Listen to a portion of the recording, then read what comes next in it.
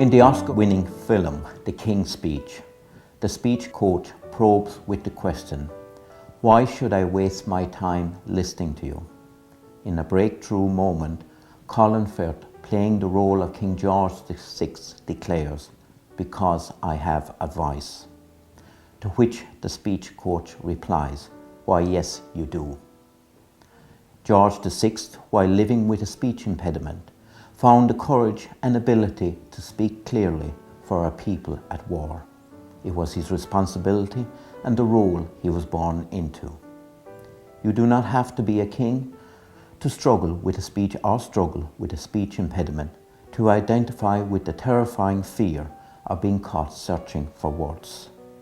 Within all of us, there is a powerful and authentic voice waiting to emerge. Who we are and what we believe in finds an inner truth and beauty when we speak from the heart, even when our voice trembles. During the occupation of Krakow in World War II, a powerful attempt was made by the German occupiers to remove any voice that might stand against it. On the first day of term, they removed all 184 professors from the main university of the town into a variety of concentration camps. They prevented Germans who were Catholics mixing with the local Catholic population and insisted they attend different churches, different Eucharists, so that they would not have to offer each other the sign of peace.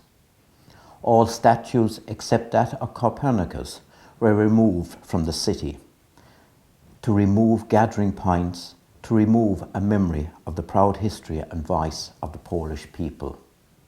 Yet Krakow, Poland and the Polish Church had its own voice, its own hero, the Cardinal Prince Adam. During 2 occupations of the city, German and Soviet, he remained steadfast in his defense of the poor and oppressed. His cry of, "You cannot behave like this," was a constant challenge to the occupiers. His voice was feared by both sets of oppressors, and it was after his death that the Soviets only began a trial to convict him, to silence this voice.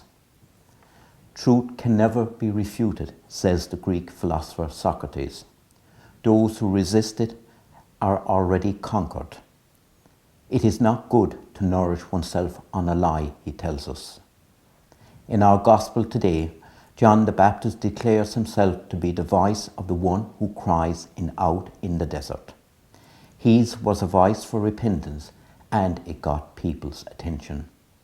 From the number of followers the gospel speaks about, it would appear that his voice awakened a deep hunger among the people of Jesus' day, a hunger for a way of life that was marked by moral clarity and decisive action.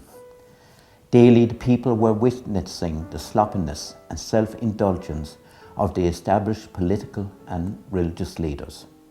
His voice found a people and spoke for a people ready for some fire in their guts.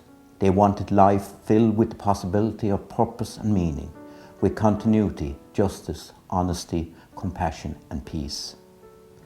John realized he would never be that final word, but his searching showed him who would.